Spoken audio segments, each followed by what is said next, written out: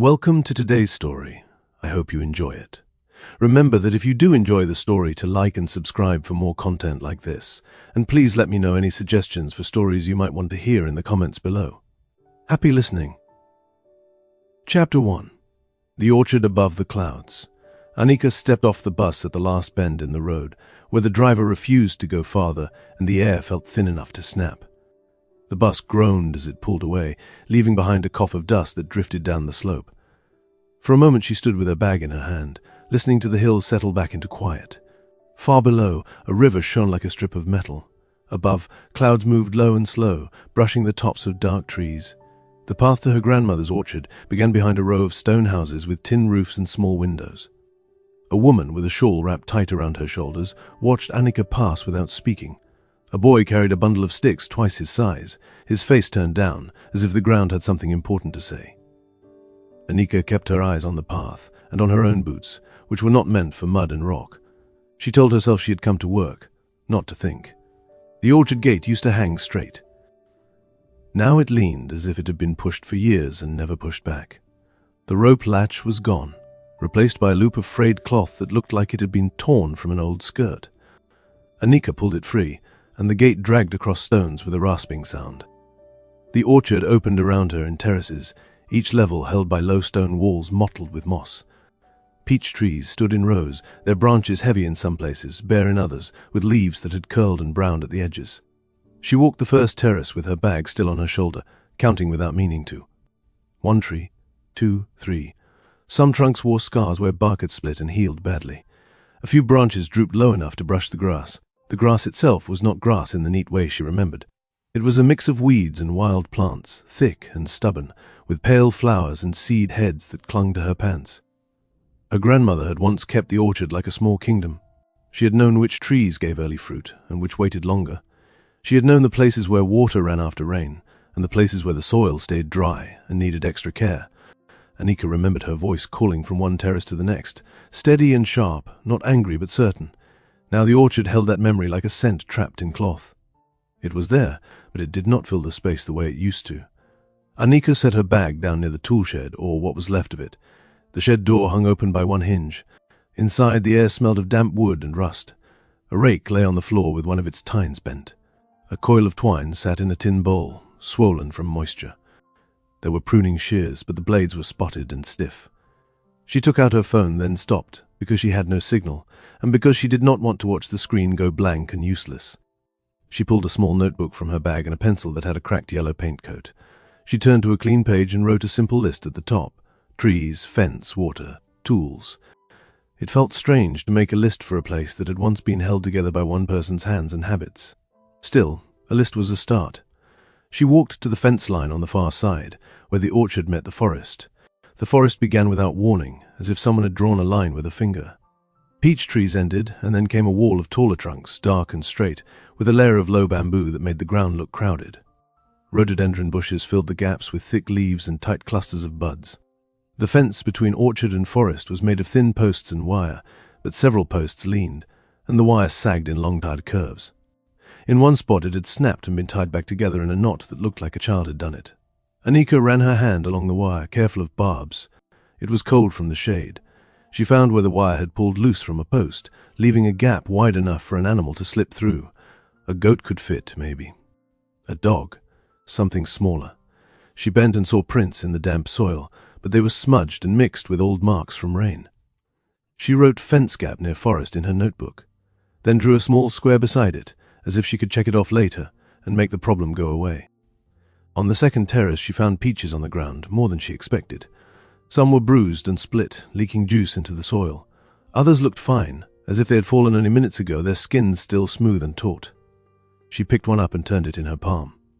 There were tooth marks near the top, small and clean, and the fruit had been bitten, not torn. The bite had taken a neat curve out of the flesh. It was not the work of birds. It was not the rough tear of a goat. She looked up into the branches and listened. Leaves shivered. A small bird hopped on a higher limb, then took off.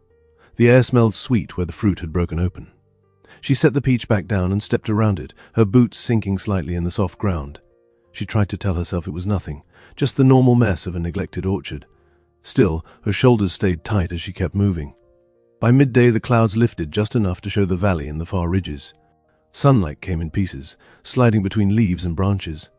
Anika found the water line that fed the orchard, a narrow pipe that ran from a spring higher up.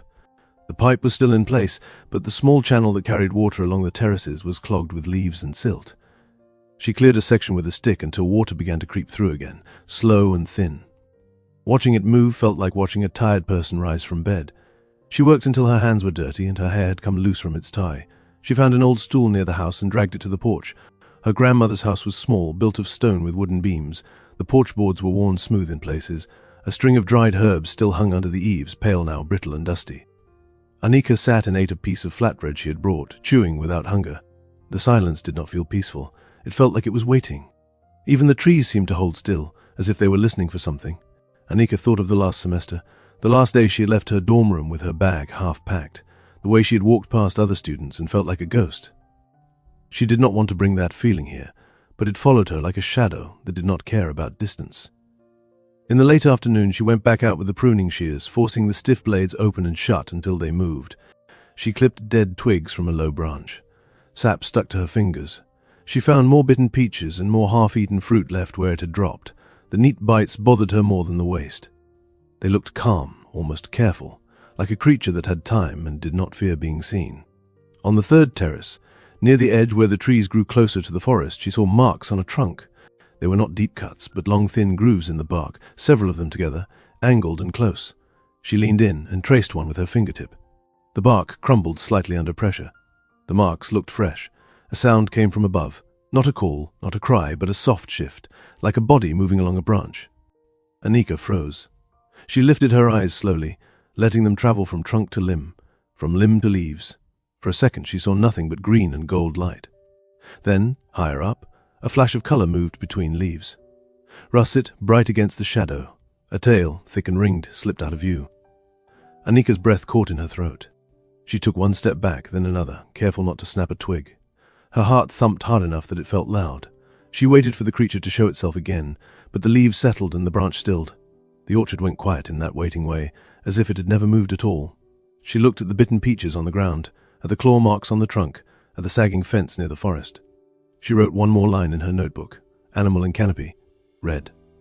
The word looked small on the page, too plain for what she had just seen. She shut the notebook and held it against her chest, then stood there until the sun dipped lower and the shadows grew long across the terraces. Chapter 2. Proof of a Thief. Anika woke before the sky had any color in it. The house was cold, and the small window beside her bed showed only gray shapes where the orchard should have been. She lay still for a moment, listening to the roof creak as the mountain shifted in its sleep. Somewhere below, water moved through the channel she had cleared the day before, a thin, steady sound that felt almost like breathing. She dressed without turning on the light, pulling on her green jacket and wrapping her scarf twice around her neck. When she stepped onto the porch, the air bit at her face, sharp and clean, and the clouds hung so low that the world felt folded in on itself. The orchard waited in a soft blur of mist. The terraces looked flatter than they were, each stone wall half hidden by drifting white. Anika moved slowly down the path, careful not to slip on wet grass. Her boots left dark prints that faded as soon as she lifted her feet. The silence had a different weight at dawn. It was not the hollow quiet of the day before, but a thin tension, as if everything were poised to move. She passed the tool shed and kept going, her eyes drifting to the fence line where wire sagged toward the forest. On the second terrace she stopped. The peaches on the ground were not the same ones she had seen yesterday. These were fresher, their skins still firm, their scent stronger in the damp air. One lay split open in the middle, flesh bright and clean, juice pooling into the soil. Another rested against a stone as if placed there on purpose. Anika felt her jaw tighten. She did not reach for her notebook. She kept walking, each step slower than the last. A soft rustle came from above. At first she thought it was only leaves brushing one another in the morning breeze. Then a branch dipped slightly, and a small body moved along it with calm certainty. Anika lifted her gaze and saw the russet panda clearly for the first time. It sat balanced on a thick limb, tail draped behind it like a band of fire. Its head bent toward a peach it held in its paws, biting into it without hurry. Juice gleamed on its muzzle. Its dark eyes flicked once toward Anika, then returned to the fruit as if she were no more than a tree or a stone. Something hot rose in her chest. She took 2 steps forward and the panda paused, ears twitching, then continued to eat. The sound of its chewing was small but sharp in the quiet. Anika felt a rush of anger that surprised her with its strength. This was her grandmother's land. These were her grandmother's trees. The thought struck her so hard that she pressed her hand flat against her ribs, as if she could steady her heart by force. She turned and strode toward the fence. Her boots slid on wet grass, but she did not slow. When she reached the gap in the wire, she crouched and tugged at the loose strand until her fingers burned. The metal cut lightly into her skin, and she hissed, but kept pulling. She tied the wire to the nearest post with the frayed cloth she found there, knotting it tight until the gap narrowed. Her hands shook as she worked. From the terrace above, the panda shifted again, unbothered. Anika heard another branch creak and saw it move deeper into the canopy, still carrying its peach. For a moment she considered shouting, but the words stuck in her throat. The orchard swallowed sound the way it swallowed light. She went back to the tool shed and dragged out a coil of thin metal strips she found in a dusty box. They were bent and dull, but they would make noise. She cut lengths with stiff shears and strung them along the fence line, tying them to posts so they hung like small blades in the mist. Each strip clinked softly against the wire when she touched it, a fragile warning. She stepped back and tapped one with her finger, and the whole line rattled in a tired, uneven chorus. As she worked, memory slipped in without asking. She saw her grandmother standing at this same fence years before, hands on her hips, looking toward the forest. The image was so clear that Anika almost turned to speak to her. She remembered being small, her legs dangling from a stone wall while her grandmother worked below, humming under her breath. She remembered the smell of warm peaches in a basket, the way juice ran down her wrist and made her laugh. The orchard had felt endless then, full of hidden corners and slow days. Now the fence felt flimsy in her hands, and the orchard felt fragile in a way she did not know how to mend. She hung more strips, spacing them every few steps, even where the wire was still solid. Each knot took longer than the last, as her fingers grew stiff. The metal bit into her skin again, and this time she welcomed it, as if the small pain could anchor her in the present. When she finished, she walked the length of the fence and struck each strip so they chimed together. The sound echoed weakly among the trees. She imagined the panda hearing it and turning away, deciding the orchard was no longer worth the trouble. The thought should have pleased her, but instead it left her empty. She climbed back up to the second terrace and stood beneath the tree where the panda had sat. The branch was still wet with mist, and a few drops clung to the bark. On the ground lay the peach it had abandoned, bitten cleanly, left without care. Anika stared at it until her eyes blurred. She crouched and picked it up, feeling its cool weight in her palm. For a heartbeat, she saw her grandmother's hands instead of her own, steady and sure, placing fruit into a basket. The memory brought a tight ache to her throat. She closed her fingers around the peach and let out a breath that shook. The orchard around her seemed to lean in, listening. She set the fruit back down exactly where she had found it, as if she could undo the moment by simple placement. A soft movement came again from above, farther away this time. Anika lifted her head and caught a last glimpse of russet fur sliding between leaves toward the forest. No sound followed, only the slow sway of branches settling. The fence strips clinked once, then went still. Anika walked the terraces once more, checking knots, pressing wire back into place, scraping mud from her boots. She did not feel calmer, only more certain that something in the orchard had changed. The land was no longer only hers to fix. The thought pressed at her, heavy and stubborn. When the sun finally broke through the clouds, it touched the highest trees first, turning the mist to pale gold. The orchard glowed for a brief moment before the light spread downward. Anika stood at the edge of the porch and watched the terraces brighten one by one. She felt tired in her bones. But she did not go inside. Instead, she took her notebook and wrote only 3 words. Panda came back. She shut the book without adding more. The orchard lay quiet around her, fences patched, strips hanging, peaches bruised and bright in the grass. Somewhere beyond the trees, the russet panda moved along its hidden paths, unhurried and sure. Chapter 3. A Problem to be Solved. Anika began the day as if she were running a careful plan that existed only in her head. She woke before light and wrote lists in her notebook while the house was still cold. Trees first, then fence, then water, then tools. She wrote each item with a small square beside it, as if marking them would make the orchard obey. When dawn came, pale and thin over the ridge, she stepped onto the porch already moving, already certain that effort alone could hold everything together. She started at the fence again, even though she had tied it tight the day before. The wire still sagged in places, tired from years of weather and weight. Anika walked its length slowly, pressing posts back into the soil with both hands, packing dirt around their bases with the heel of her boot. Where knots looked weak, she cut new strips of cloth and tied them again, pulling until her fingers burned. The metal strips she had hung rattled softly in the breeze, a small dry sound that never seemed quite strong enough. She tapped each one as she passed, listening for any that had gone silent. When she reached the broken gap near the forest, she crouched and added another loop of wire, twisting it until it bit into itself. Her breath came fast in the thin air, and sweat gathered at the back of her neck despite the chill. She told herself that if the fence held, the orchard would be safe. If the orchard was safe, then she had done her part. If she had done her part, then maybe the weight in her chest would ease. She climbed back up the terraces and turned her attention to the trees. Dead branches hung low in several places, scraping against leaves whenever the wind moved.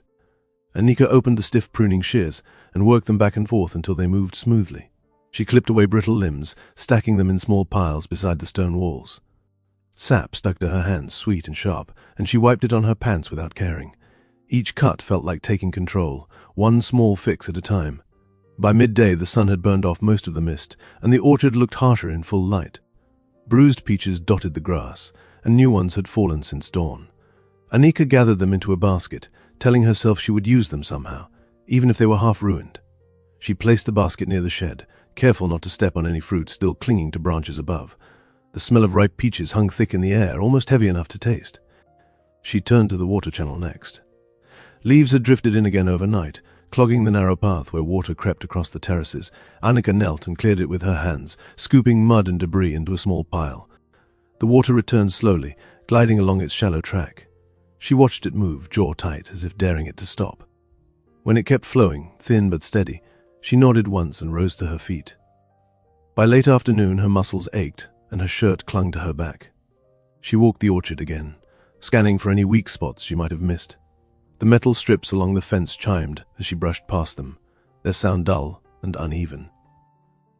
She imagined the panda hearing that noise and turning away, choosing the deeper forest instead of her peaches. The thought steadied her for a moment. Then she saw new marks on a trunk near the third terrace. Fresh grooves, clean and shallow, cut through the bark in neat lines. Anika stepped closer and felt a pulse of heat climb her neck. She looked up into the branches, heart thudding. Leaves stirred, but nothing showed itself at first. Still, the marks were proof. Her work had not been enough. She hurried back down to the fence and added more strips wherever she could find space. She tied them tighter, closer together, so they hung almost shoulder to shoulder along the wire. When she tapped the line this time, the rattling was louder, sharper, more tangled. She listened to it ring across the terraces and told herself that noise would be her guard. As the sun dipped lower, she climbed one of the sturdier trees near the shed, just high enough to see across the orchard. From there, the terraces looked like steps carved into the mountain, each one held in place by stone and stubborn will. She scanned the canopy slowly, branch by branch, searching for a flash of russet fur. Her eyes burned from staring into bright leaves. Nothing moved that was not wind or bird. She climbed down and paced the grass, restless and alert. Every small sound made her turn. A twig snapping, a leaf shifting, even the faint scrape of bark against bark set her on edge. The orchard no longer felt familiar. It felt like a place that had chosen a side, and she was not sure which side she stood on. Just before sunset, when the light turned golden soft, a branch dipped near the second terrace. Anika saw it at once. The panda moved along the limb with calm ease, tail swaying behind it. It carried a peach in its paws, unbothered by the rattling strips or the tightened fence. It paused, lifted its head and looked straight at her. For a heartbeat they held that gaze. Then the panda bit into the fruit and continued along the branch, disappearing deeper into the canopy. A tight, thin laugh left Anika's throat before she could stop it. It was not a happy sound. She walked toward the tree and stood beneath the branch where the panda had sat. Juice drops speckled the bark. On the ground lay another half-eaten peach, placed as casually as the ones from the day before. She went back to the fence once more, checking every knot, every post, every strip. Nothing was loose. Nothing was broken. Still the panda had come. Still it had eaten. Still it had left. The orchard felt bigger than her efforts, older than her plans, and far less concerned with what she wanted. When darkness crept up the terraces, Anika returned to the house with slow steps. Her hands trembled as she washed them in a basin of cold water. Dirt swirled away, but the ache in her shoulders stayed. She sat on the porch and looked out at the orchard fading into shadow, metal strips gleaming faintly along the fence like dull teeth. She opened her notebook and stared at the squares beside each item. Trees, fence, water, tools. None of them felt finished. None of them felt solved. She closed the book without writing a single new word. Above the orchard, clouds gathered again, soft and low. Somewhere beyond the dark line of forest, the russet panda moved along hidden branches, unhurried and sure. Below, Annika rested her elbows on her knees and watched the night settle over the terraces she had tried so hard to tame. Chapter 4. The Near Trap. Annika woke with the same tight thought in her chest, as if it had been waiting beside her bed all night. Stop it. Fix it. Make it stop. The sky outside was still dark. The clouds pressed low against the ridge. The orchard lay hidden in shadow, but she could feel it out there, wide and stubborn, full of fruit and silence, and that one calm thief. She made tea on the small stove and did not drink much of it. The cup warmed her hands, nothing more. She sat at the table with her notebook and wrote a new list, sharper than the others. Stronger fence, stronger sound, one clear answer. She drew lines under the words until the pencil tip dulled. When she looked up, the room felt too small, as if the walls had moved closer while she was not watching. She stepped outside before sunrise and walked straight to the shed. The door scraped as she pulled it open. Inside, she searched through boxes and old tools with quick hands, pushing aside rusted nails and bent hooks. In the back, she found a roll of thin rope and a small bundle of wire that was smoother than the fence line, meant for tying, not blocking. She found a cracked plastic bucket and a piece of cloth that still smelled faintly of smoke. She stared at the rope for a long time, then wrapped it around her palm and pulled, testing it. It held. That was the problem. The idea formed without words. A loop, a slip, a tug. Not a trap, she told herself. Only a scare, only a lesson. She carried the rope and wire to the second terrace where the panda liked to eat. The ground there was soft with fallen peaches. The tree limbs above were thick and low. It was the kind of place a small animal would pass through without thinking. Annika chose a spot near the trunk, just off the path where prints had smudged the soil. She tied one end of the rope around a hidden root, then fed the other end through a wire ring she shaped with stiff fingers. She made the loop loose and wide, just big enough to catch a paw and pull tight. She told herself it would not hurt. She told herself the panda would jerk free. She told herself she would be watching. The sun rose slowly, like a tired eye opening. Mist clung to the terraces, and the leaves held water that dripped in slow taps. Annika stepped back and crouched behind a stone wall, with her scarf pulled high. Her breath fogged the air in front of her face. She kept her eyes on the loop. It lay on the ground like a pale snake, quiet and ready. Minutes stretched. A bird hopped along a branch. Water moved in the channel below. The metal strips on the fence gave one soft clink when the wind shifted, then fell still again. Annika waited until her legs began to ache from crouching. She shifted her weight and forced herself not to look away. Then the branch above dipped. A small shape moved through leaves, and the russet panda appeared, calm as ever. It climbed down with slow, sure steps, paws finding holds in the bark. Its tail swung behind it, steady and heavy. It paused halfway down and looked around, ears flicking. Annika pressed her palms against the stone wall so hard her fingers went numb. The panda dropped to the ground and padded toward the fallen fruit. It sniffed one peach, then another, then chose the ripest, as if it had all the time in the world. It sat back on its haunches and began to eat, biting cleanly, chewing without hurry. The loop lay only a short distance away. Annika watched the panda's paws, watched its weight shift as it leaned toward another peach. It stepped forward. One paw landed inside the loop. For a heartbeat, nothing happened. Then the panda moved again and the rope pulled tight. The loop snapped closed around its wrist. The panda froze, then jerked back hard. The rope held. The wiring bit into the knot, and the loop cinched tighter. A sharp sound came from the panda, not loud but full of panic. Its body twisted. It pulled again, harder, and the rope yanked against the root. The panda's claws scrabbled at the soil. It tried to bite the rope and missed, muzzle slick with peach juice. Its eyes were wide now, and the calm that had seemed like pride became pure fear. Annika stood up so fast she nearly fell. A cold rush swept through her stomach. She ran, boots sliding on wet grass, hands already reaching. The panda pulled again and again, each movement making the rope bite tighter. Annika dropped to her knees beside it and grabbed the rope, trying to loosen the knot with shaking fingers. The panda twisted toward her, mouth open, teeth flashing. It did not aim at her with thought, only with panic.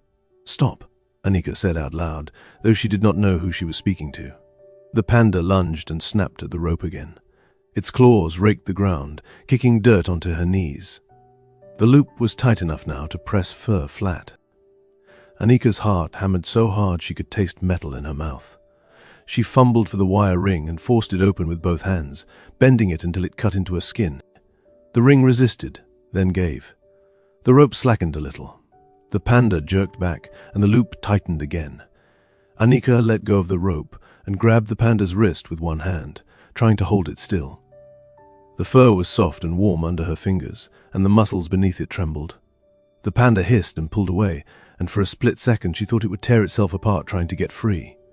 "No," she whispered, and the word came out like a plea. She forced herself to be slower. She reached for the rope near the loop and found the part where the slip knot fed through itself. Her fingers were clumsy, slick with sap and juice and sweat. She dug her nails in and pushed the rope back through, inch by inch. The loop loosened. The panda yanked once more, then paused, breathing fast, chest heaving. Anika widened the loop and pulled it off the panda's wrist. The moment it was free, the panda sprang back, scrambling away in 2 quick jumps. It climbed the trunk with a burst of speed Anika had not seen before, claws finding bark in a blur. It vanished into the canopy, leaves shuddering where it passed. A few drops of peach juice rained down onto Anika's hair. She stayed on her knees, staring at the empty loop in her hands. Her palms shook so hard the rope trembled like a living thing. Her throat burned. She could not swallow, she could not breathe the way she wanted. The orchard around her was quiet again, but now the quiet felt like a judgment, heavy and close. Anika looked at her hands. A thin line of blood ran from a cut on her finger where the wire had bitten.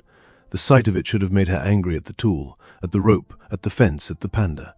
Instead it made her feel small. She had done this. She had planned it. She had tied the knot. She stood, unsteady, and began to tear the whole thing apart.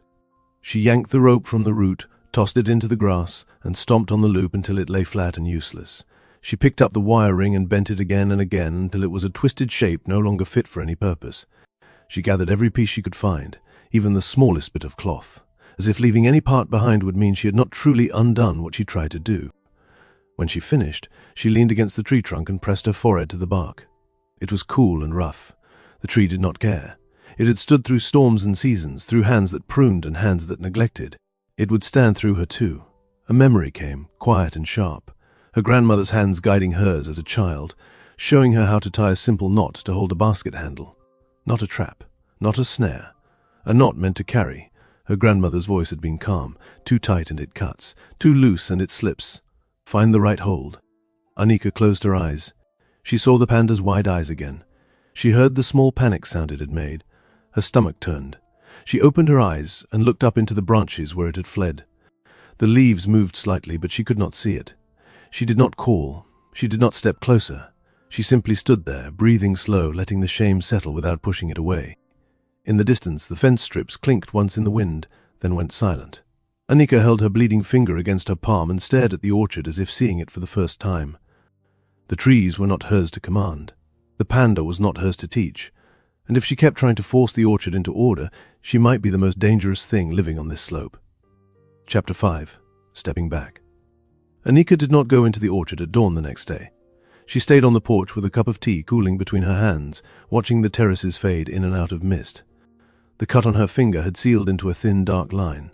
Every time she looked at it, she saw the loop snapping tight, saw the panda's eyes go wide, saw its body twist in panic. The memory did not come with loud thoughts. It came like a smell that would not leave. The metal strips on the fence clinked softly in the breeze, even though no one touched them. The sound used to make her feel guarded. Now it made her tired. She finished her tea without tasting much and set the cup down. The porch boards were cold under her bare palm. She let herself sit still, which felt like its own kind of work. When the light began to lift, she walked down to the edge of the orchard, but she did not bring rope or wire or tools. She carried only her notebook and a pencil. She stopped near the first terrace and listened. Water moved in the channel with a steady whisper. A bird called from the forest and another answered from the far side of the slope. The air smelled of wet leaves and ripe fruit. It was a gentle smell, sweet and earthy, not the sharp scent of a problem. Anika chose a place to sit where she could see the second terrace without being in the middle of it. A low stone wall gave her cover and a flat spot for her back. She sat with her knees pulled close and her scarf tucked around her neck. The grass dampened her pants. She did not move away from the discomfort. She told herself that if she could sit here, she could keep her hands from doing harm. At first, nothing happened. The orchard looked like it had the day before. Peaches scattered, branches still, fences hanging with dull strips of metal. Anika kept her eyes on the trees, not hunting, only watching. She wrote the time at the top of a page. She wrote mist thick below it. Then she waited. The sun rose higher and the mist thinned.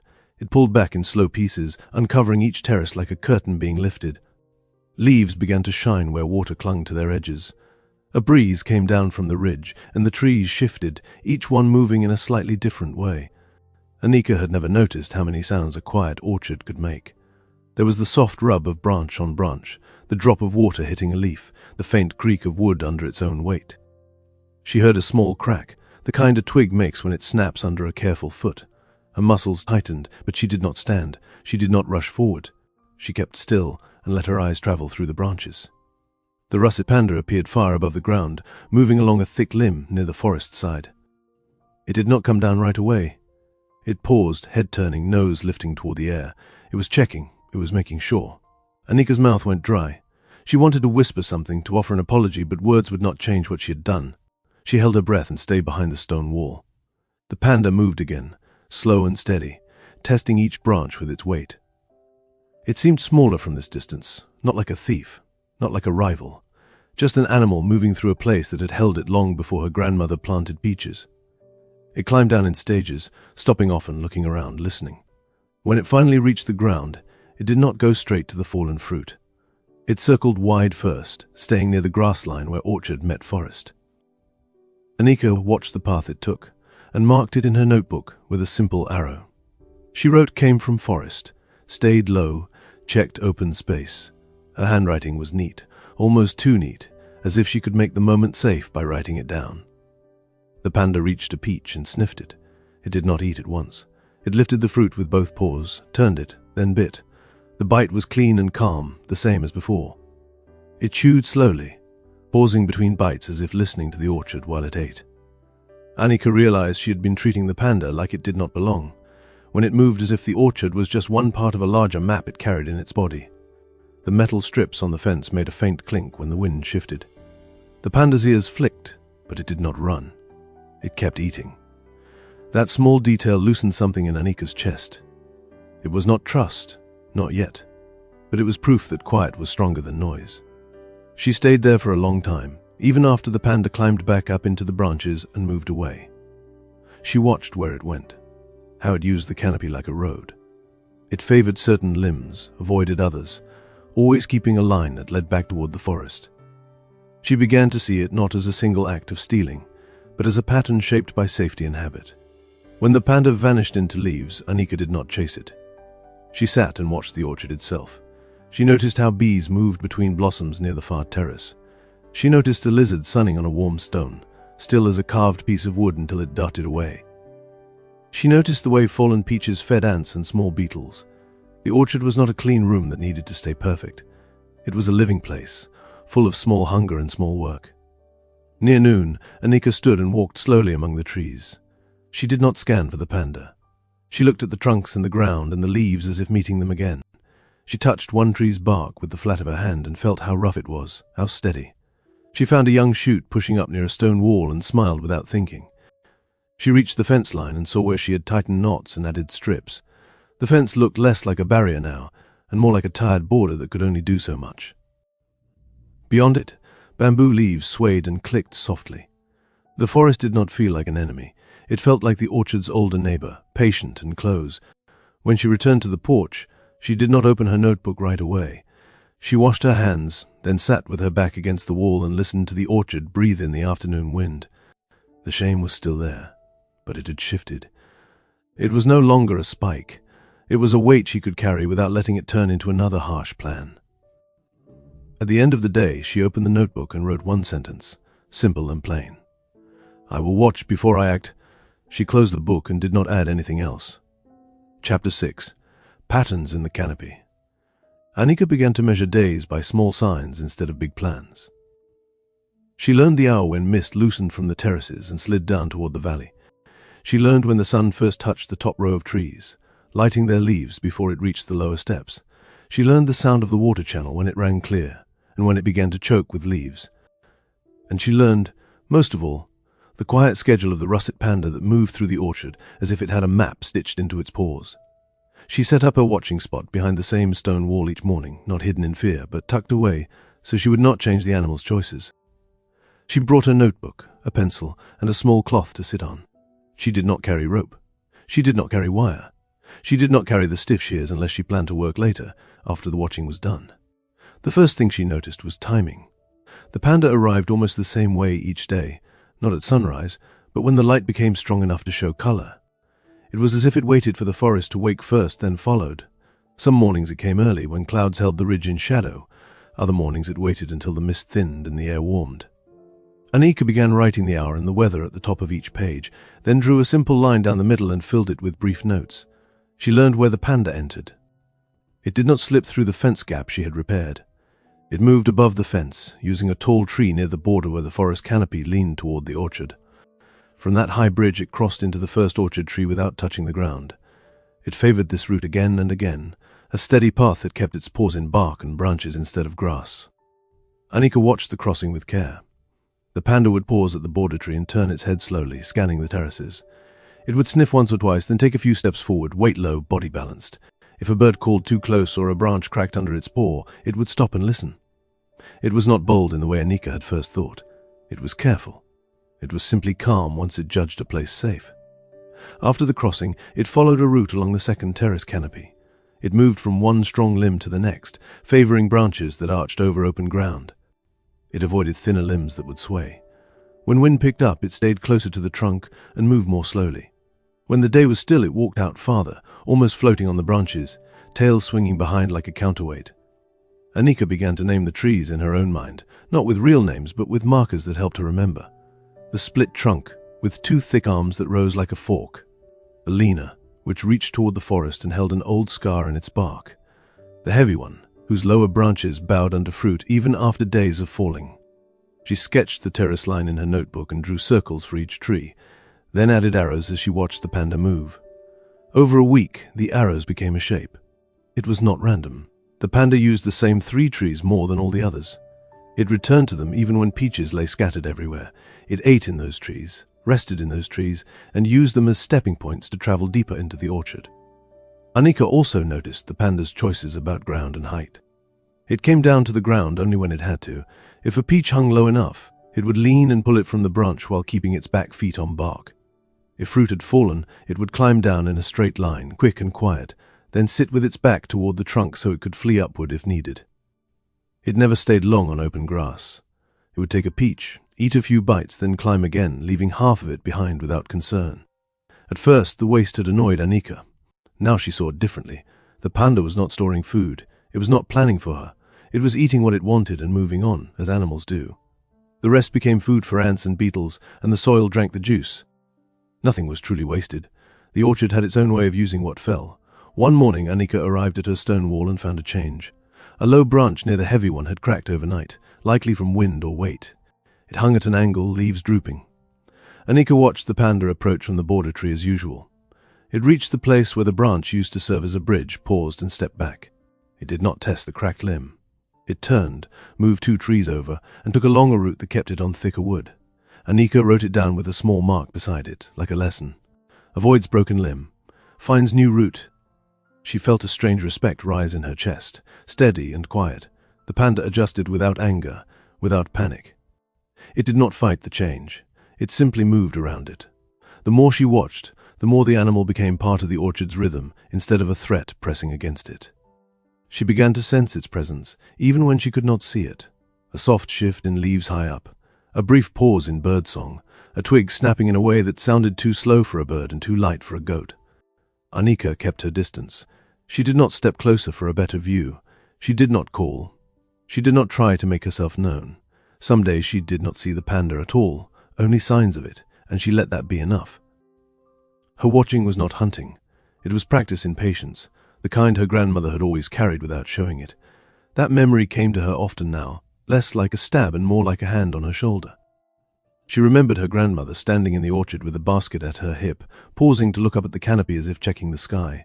She remembered how she could tell if rain was coming by the smell of the wind. She remembered how she would stop working to watch a bird build a nest, then return to pruning without making a point of it. On a late afternoon, after the panda had come and gone, Anika walked the terraces to see the route from below. She stood under the border tree and looked up into its branches, tracing the path with her eyes. She could almost see the panda moving there, tail swinging, paws gripping bark. She stepped to the next tree and looked up again. The canopy formed a kind of road, a net of wood and leaves stretched across the orchard. She realized the orchard was not only rows of fruit trees that needed keeping. It was also a place made of crossings and hiding spots, a place with travel lines that mattered to creatures that lived above the ground. Her grandmother had cared for the trees, but she had also left enough wild edges for life to move through. Anika returned to her porch with her notebook heavy in her pocket. She sat and turned pages, looking at the arrows and circles and simple notes. The pattern was clear now. The panda was not appearing to challenge her. It was doing what it had always done, following safe routes, choosing favored trees, eating and leaving, then slipping back to the forest. She closed the notebook and rested her hands on her knees. The urge to fix, to block, to control was still there, but it no longer felt like a command. It felt like a habit she could see from the outside, like a path worn in grass that she did not have to follow. As evening settled, she looked up at the darkening canopy and listened to leaves whisper in the wind. Somewhere beyond the fence, bamboo clicked softly. Somewhere in the trees, out of sight, a russet body moved along its steady road. Anika did not chase the sound. She simply let it be part of the orchard, part of the mountain, part of the life that continued whether she felt ready or not. Chapter 7. The Line of Fallen Peaches. Anika began before sunrise, when the orchard was still folded in blue shadow. She moved quietly along the second terrace with an empty basket on her arm and a cloth wrapped around her fingers. The grass was wet enough to darken the hem of her pants, and each step made a soft sucking sound. She did not carry rope or wire. She did not carry the metal strips that hung along the fence. She carried only fruit and a plan that felt simple and uncertain at the same time. The peaches she chose were not the prettiest ones on the trees. She picked the ones already loosening on their stems, the ones with small bruises or skin that had split from too much sun. She worked slowly, twisting each fruit free instead of pulling, setting them in her basket with care, as if they were still worth keeping. When the basket grew heavy, she walked to the forest edge where orchard met bamboo and placed the first peach on the ground. She set it just beyond the last row of trees where the grass grew thicker and the earth dipped toward shade. She did not drop it. She placed it with both hands, turning it so the smooth side faced up. Then she walked a few steps and placed another, then another. By the time the sun began to touch the highest leaves, a thin line of peaches stretched along the orchard's border like a gentle trail that neither blocked nor invited. Anika stood back and looked at it. It did not look like a fence. It did not look like bait. It looked like a promise she was not sure she could keep. She went back inside to make tea, but she could not sit still. The house felt too tight, the walls too close, the air too quiet. She returned to the porch and watched the terraces come alive with light. Bees moved between blossoms near the far wall. A lizard darted across warm stone. Water slid along the channel in a steady thread that glimmered like metal. She kept her eyes mostly on the second terrace, where the panda usually crossed from the border tree into the orchard. Her stomach tightened each time a branch shifted, even if it was only wind. When the mist thinned, she saw movement high in the canopy. The russet shape came along its usual path, slow and balanced, tail swinging behind like a bright rope. It paused at the border tree, nose lifting, ears turning. Anika held her breath without meaning to. The panda stepped onto the orchard side and followed its familiar route, then stopped when it reached the place where the line of peaches lay on the ground. It climbed down the trunk in careful stages and landed softly on grass. For a long moment it did nothing but sit, head turning left and right, as if weighing the meaning of what it saw. Anika felt her heart hammer so hard she could hear it in her ears. She wanted to step forward. She wanted to call out. She stayed where she was. The panda sniffed one peach, then another. It picked one up, bit cleanly, and sat back to eat. It did not cross the line. It did not move deeper into the orchard. It stayed exactly where Anika had placed the fruit, as if the invisible boundary had weight. Anika let out her breath slowly. The orchard did not explode into triumph or defeat. Nothing dramatic happened. The panda ate 3 peaches, each from a different spot along the line, then climbed back into the canopy and moved toward the forest without touching the inner trees. The route it took was slightly higher than before, skirting the orchard instead of cutting through it. Anika wrote the time in her notebook and drew a simple mark where the panda had come down. She did not write a sentence. She did not need one. The line of fruit had spoken more clearly than any fence. Over the next several days, Anika repeated the same pattern. Each dawn she gathered peaches that were ready to fall and placed them in a loose row along the forest edge. She did not make the line straight. She followed the curve of the terraces, setting fruit where the grass dipped and where bamboo leaned close. Sometimes she left a little space between peaches. Sometimes she set them closer together, as if making a quiet path. She watched from the same stone wall each morning, noting small changes in the panda's behavior. Some days it arrived early, moving while mist still clung to the trees. Other days it waited until sun warmed the bark. It always came down to the ground near the fruit, always ate, and always climbed back up without crossing inward. The orchard began to feel less like a battlefield, and more like a shared hallway, where both of them passed without collision. While she worked, memories of her grandmother slipped in like familiar birds. She remembered how the old woman would leave damaged fruit beneath trees instead of throwing it away, saying the ground had a use for what people did not want. She remembered afternoons when her grandmother set aside the first ripe peaches for neighbors who could not climb the terraces, placing them in baskets by the gate with no note attached. Those memories no longer stung as sharply. They settled into Annika's hands as she placed each peach, guiding her movements without words. Still, doubt crept in. On one cloudy morning, when rain threatened and wind bent the bamboo, Annika found herself staring at the line of fruit and feeling foolish. It looked too gentle, too soft. She imagined the panda ignoring it completely, pushing past into the orchard and eating until nothing remained. The urge to hang more metal strips flared up like an old spark. Her fingers itched for wire. She walked halfway to the fence before stopping herself. She turned back instead and stood beside the peaches, breathing until her shoulders loosened. Control, she realized, did not have to mean force. Sometimes it meant choosing where to stand and what to leave alone. One afternoon she watched the panda make a choice that surprised her. It came down near the fruit, ate 2 peaches, then walked along the line instead of climbing at once. It moved from one fruit to the next, nose close to the ground, tail swaying. It did not step inward. It did not step outward. It traced the border Annika had drawn with simple flesh and skin. When it reached the end of the line, it turned toward the forest and climbed a different tree than usual, one that leaned farther from the orchard. Annika marked the new route in her notebook, feeling a quiet thrill that had nothing to do with winning. By the end of the week, the orchard felt different to her body. The terraces no longer pressed down like walls. The fence no longer hummed with threat. Even the silence carried less weight. When she walked among the trees, she moved at a slower pace, eyes up as often as down. She began to notice how the canopy layered itself above her, branch over branch, leaf over leaf, a living ceiling that shifted with every breath of wind. The orchard was not only ground and fruit, it was air, height, and hidden roads. On a late evening after the panda had come and gone, Annika sat on the porch and looked at the line of peaches glowing softly in fading light. Ants swarmed some of them. Beetles crawled across others. A few had been pulled slightly aside by small animals she could not see. The fruit would not last long. That was fine. Tomorrow she would place more. The line was not meant to be permanent. It was meant to be renewed, day by day, hand by hand. She opened her notebook and wrote one short line. "We can share the edge." She shut the book before she could second-guess the words. Above her, leaves whispered in the breeze.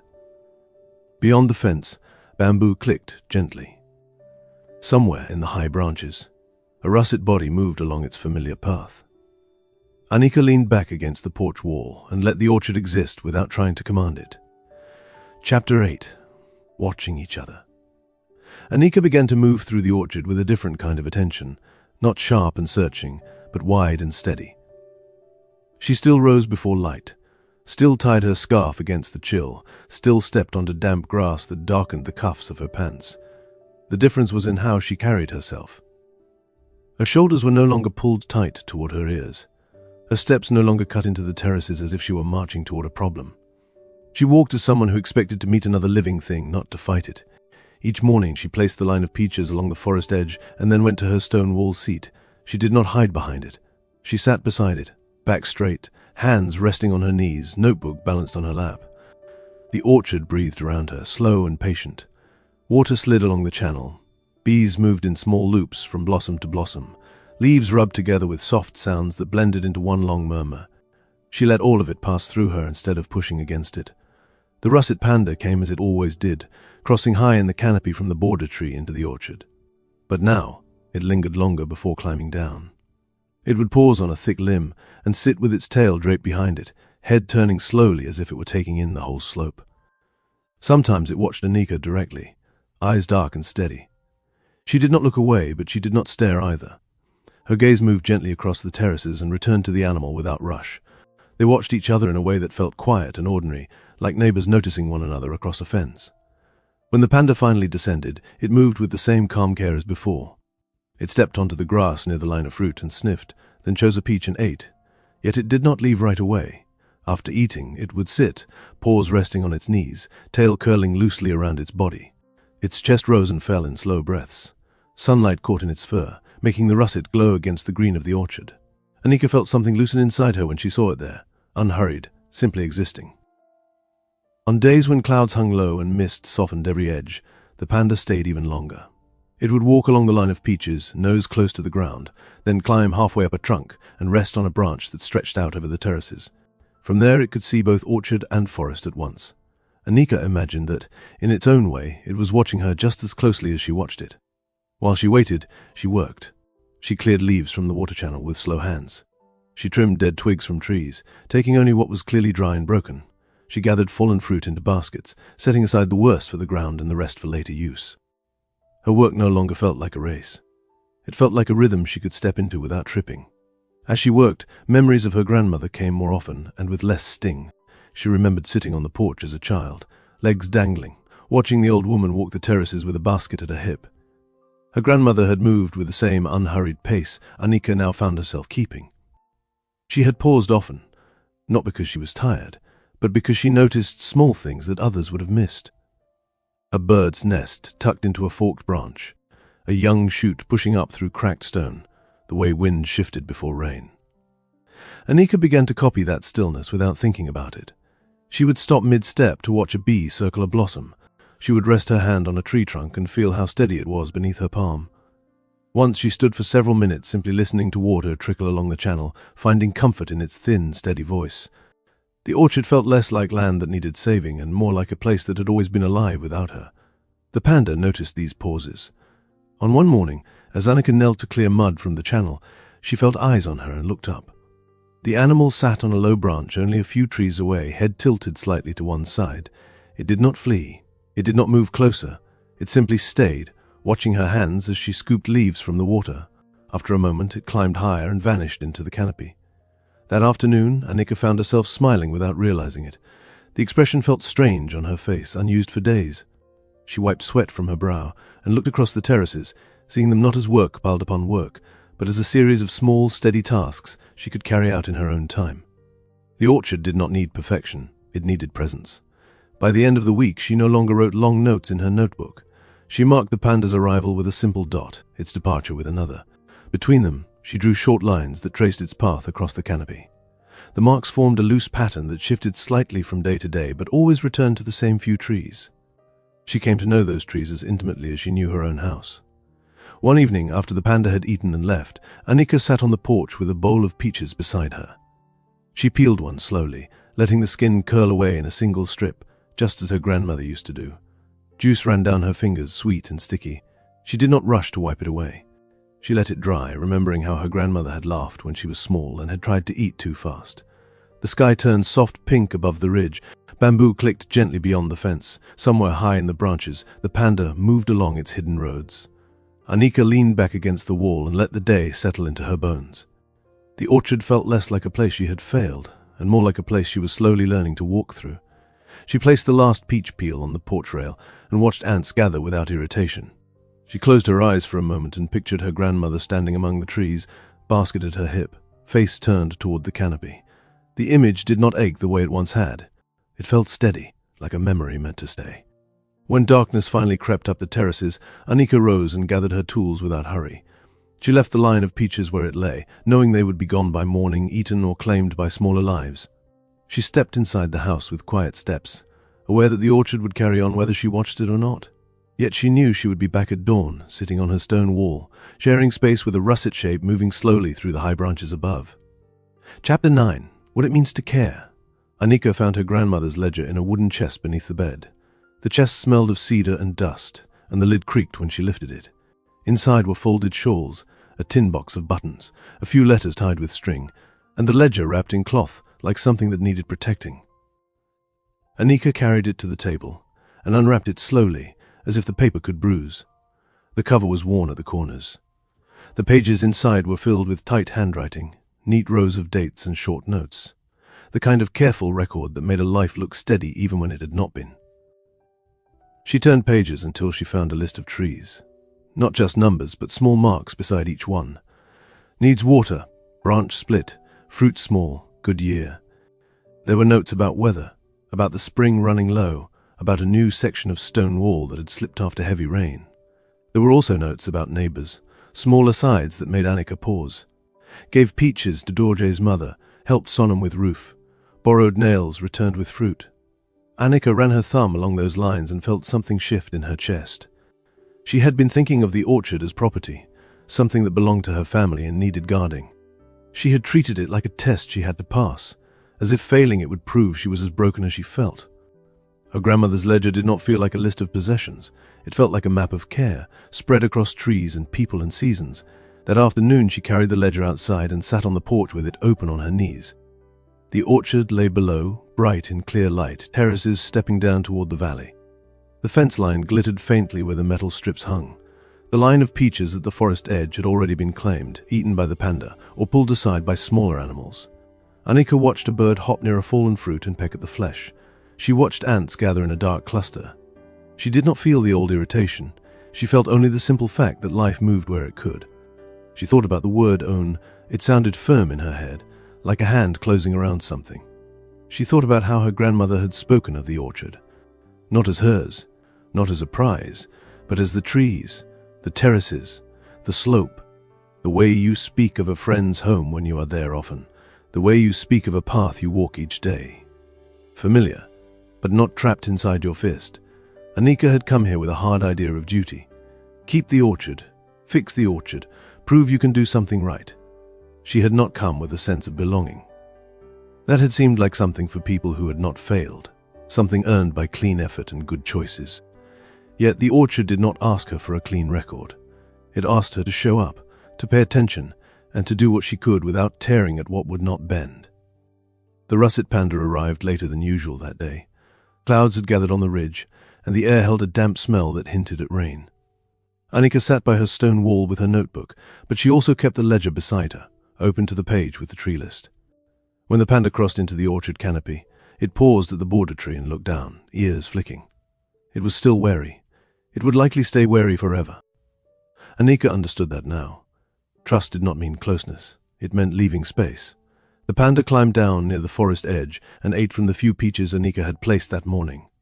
It lingered afterward, sitting on a low branch and watching the terraces. Annika worked as it watched. She cleared leaves from the water channel, then moved to a tree with a cracked limb and tied it gently to a stronger branch with twine, not to force it upright but to keep it from tearing further when wind came. She did the knot carefully, remembering her grandmother's note in the ledger. Too tight and it cuts, too loose and it slips. When she finished, she stepped back and looked at the tree. It was not perfect. The crack was still there. The limb would never be as strong as it had been, but it would hold for now, and that was enough. That thought did not feel like giving up. It felt like learning what care actually meant. She moved along the terraces and did a quiet inventory without the old sharp edge. The fence would always sag a little. The posts would always lean if rain softened the soil. Fruit would always fall, and some would rot where it lay. Birds would always peck at ripe flesh. The panda would always take its share. The orchard was not a locked box. It was a living slope, open to weather and time and hunger. Annika remembered a day from years ago when her grandmother had caught her scolding a goat for slipping into the lower terrace. Annika had been furious, waving her arms, trying to scare it off. Her grandmother had not shouted. She had walked over, calm and steady, and placed herself between the goat and the trees. She had guided it with her body, not by grabbing, not by striking. The goat had stepped back, confused but unharmed, and then wandered away. Afterward, her grandmother had repaired the weak spot in the fence without complaint. She had not acted as if the goat had insulted her. She had acted as if the fence was simply a thing that needed care again and again because that was how fences were. At the time, Annika had thought her grandmother was too soft. Now she understood the strength in that softness. It was not a lack of will. It was a choice not to turn every problem into a fight. Later, when evening shadows stretched across the terraces, Annika carried a basket of peaches down to the village. She chose fruit that was bruised but still sweet, the kind her grandmother would have kept aside for neighbors. She walked the narrow path between stone houses, hearing cooking sounds behind windows, smelling smoke and spices in the air. A woman at a doorway looked up in surprise when Annika held out the basket. Annika did not offer an excuse. She simply nodded, and the woman's face softened. On the way back up, the slope felt less lonely. The orchard gate still leaned. The fence still sagged. The terraces still needed work. Yet Annika felt a thin thread connecting her to the place, not through ownership but through being part of its daily exchange. Fruit given, water guided, branches tied, borders respected. When she reached the orchard, the panda was gone. Only a half-eaten peach remained near the forest edge, placed in grass like a quiet stamp of presence. Anika crouched and looked at it. She did not feel anger. She felt something closer to acceptance, not cold and distant, but warm and steady. The panda belonged here in its own way. So did the birds, the ants, the bamboo, the rain that would come soon. So did she if she stopped trying to prove herself and instead learned to live with the slope the way it was. That night she sat at the table with her grandmother's ledger open. She did not add her own notes, not yet. She only traced the old handwriting with her eyes and let it settle into her. Outside, wind moved through leaves, and the orchard made its soft shifting sounds. Anika listened and felt, for the first time since arriving, that she was not standing in the orchard like a stranger.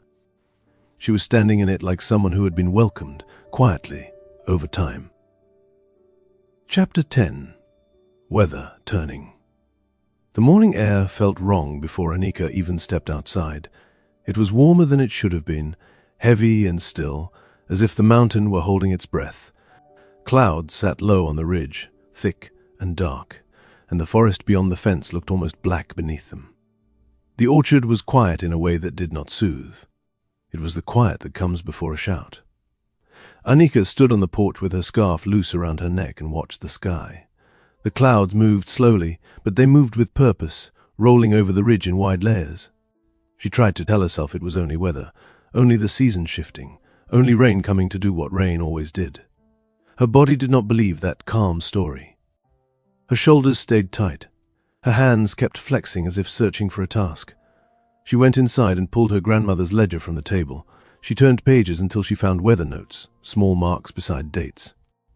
Hard rain, wall slipped, wind from north, lost branches, channel clogged, water ran wrong. The words were short, plain, and steady. They were not warnings, only facts. Anika stared at them until the letters blurred, then set the ledger down and picked up her notebook. She wrote one line, "Storm coming." She did not underline it. She did not draw a box beside it. She walked the terraces with her tools, not rushing, but moving with the kind of speed that comes from knowing you will not have time later. The first thing she checked was the water channel. Leaves had begun to drift into it already, pushed by small gusts that slid through the orchard. She knelt and cleared the channel by hand, scooping wet leaves and mud into a pile. Water ran thin, but it ran. She followed the channel down 2 terraces, clearing each narrow bend, making sure the flow would not jump its path when heavy rain arrived. Next, she went to the stone walls. Some sections were solid, stones locked tight, covered in moss that held them together like old skin. Other sections looked tired, with gaps where small stones had fallen out. Anika pressed her palm against one weak spot and felt the wall shift slightly beneath her touch. The movement made her stomach twist. She crouched and wedged smaller stones into the gap, packing dirt around them with her fingers. It was not a perfect repair. It was a brace, a hand placed on a shoulder to keep it from tipping. Wind brushed the leaves above her and made the branches sigh. She looked up and saw the canopy ripple in one long wave. The sound traveled across the orchard from terrace to terrace, like a whisper moving through a crowd. Anika felt the orchard's mood change with the sky. It felt alert, tense, ready. She moved to the trees that worried her most, the cracked limb she had tied with twine, the branch that had bent too far under fruit, the trunks with old scars that might split again. She did not try to make them strong. She tried to keep them from tearing in the worst way. She added a second tie to the cracked limb, not tight, just enough to share the strain. She cleared fallen fruit from the base of a tree where it could rot into slick mush, making the ground treacherous. She gathered bruised peaches into a basket and carried them toward the porch, thinking she could at least keep them from turning into a mess during the storm. As she worked, she kept glancing toward the forest edge, half expecting the russet panda to appear in the canopy. It did not. The border tree stood empty, its dark leaves still against the grey sky. For some reason, the absence made Anika uneasy. She told herself the animal was smart, hiding deeper in the forest where the wind would not tear at open branches. Still, she missed the quiet pattern of its arrival. The orchard felt lonelier without that familiar movement above. Around midday, the first drops fell. Not a full rain, just a few heavy beads that tapped the leaves and vanished. The air smelled like wet earth before the ground even had time to soak. Anika returned to the fence line and walked it slowly, checking the posts, feeling the wire. The metal strips clinked in the rising wind. She struck one lightly and listened to the sound, then let it go. The strip swung and struck the wire again, a thin chime that seemed too small for the sky above. She found a post near the forest that leaned more than it had the day before. The soil around it had softened. She pressed it upright with both hands and stamped the ground tight around its base. Her boots sank slightly, leaving deep marks. She could feel the rain coming in the way the air thickened, in the way her hair lifted at the nape of her neck. She returned to the porch and stood there with her hands on the rail. From this height she could see the terraces stepping down into the valley, each line held by stone and stubborn earth. The clouds had lowered even more, hiding the far ridges. The world felt smaller, pressed between slope and sky. Anika's chest tightened with a familiar worry, the one that had followed her from the city and from her failed semester. The worry that she did not belong anywhere, that she had been given a place only because someone was gone, and that she would ruin it the way she had ruined other things. She looked at the orchard and tried to picture her grandmother moving through it on a day like this, calm and sure. The image would not hold steady. Her grandmother felt like a story written in the ledger, not a person who could step out of memory and tell her what to do. The wind picked up and pushed through the orchard, shaking branches hard enough that a few peaches dropped at once, thudding into grass. Anika flinched at the sound. She forced herself to breathe slow. She could not stop the storm. She could only prepare in small ways. Clear the channel, brace the walls, tie the weak branches, keep the porch drain free so water would not pool and rot the boards. She went inside, grabbed a broom, and swept wet leaves away from the porch edge. She stacked firewood closer to the door. She closed the shutters on the window that faced the ridge. Each action felt small, almost pointless, but together they gave her hands something to do besides shake. By late afternoon the rain settled into a steady fall, not yet violent but constant. The orchard darkened, leaves shining with water. The terraces blurred slightly in the curtain of rain. Anika stood at the doorway and watched, listening to the sound of drops on wood and stone. It was loud enough to fill the spaces where her thoughts wanted to grow wild. Somewhere beyond the fence, bamboo clicked in the wind. The forest bent and held. The panda stayed hidden. Anika stayed at the threshold, neither fully inside nor out, feeling the orchard's tension and her own. She told herself she had done what she could. Then she waited, uncertain, as the clouds gathered lower and the mountain prepared to break open. Chapter 11. Damage in the night. The storm did not arrive all at once. It built itself piece by piece, like a hand closing. The rain thickened after sunset, turning from steady drops into a hard sheet that slapped the roof and porch boards. Wind followed, first as a low push, then a sharp burst that made the house shudder. Anika lay in bed with her eyes open, listening to the mountain and the orchard outside. The sounds did not blend into one steady roar. They came in waves, each one louder than the last. A branch struck the side of the house sometime after midnight. The sound was heavy, like a fist. Anika sat up so fast her head spun. She held her breath and listened for what would come next. The wind rose again, and the trees groaned, a deep, strained sound that seemed too human. She heard metal strips on the fence clink and rattle in frantic bursts. She heard something snap in the orchard, sharp and final, followed by a crash that shook the air. She could not tell where it happened, only that it was close. Anika got out of bed and pulled on her jacket in the dark. She lit a small lamp and carried it to the window, but the glass was covered in rain. Outside was nothing but moving darkness. Wind shoved water sideways across the pane. She saw the faintest outlines of trees bending, then the outlines vanished again. Her mouth went dry. She imagined the stone walls slipping, the water channel breaking its path, the orchard tearing apart terrace by terrace. She imagined the panda caught in the open, claws scrabbling for bark on a slick trunk. The thought made her stomach twist, and she hated herself for how quickly her mind turned everything into a worst ending. She stepped back from the window and stood in the small room, lamp shaking slightly in her hand. There was nothing she could fix in this weather. There was no rope she could tie that would hold against this wind. She could only wait, and waiting felt like being pinned to the floor. Another crack split the night. Then a second.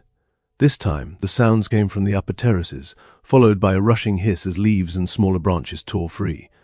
The roof creaked under the force of the wind. Anika pressed her palm to the wall, feeling the vibration travel through stone. She whispered her grandmother's name once, not as a prayer, not as a call, just as a sound that might keep her from feeling alone. The storm lasted for hours. Time became a blur of noise and short silences. In the quiet moments, Anika could hear water moving in the channel outside, louder than usual, as if it had risen and was pushing hard against its narrow path. She pictured it spilling over, cutting new lines through soil. She pictured terraces turning to slick mud. She pictured stones rolling free from the walls, one after another, until the slope gave way. Near dawn, the wind eased. Not completely, but enough that the house stopped shaking. Rain continued, but it fell straighter now, less like thrown gravel and more like a heavy curtain. Anika did not sleep.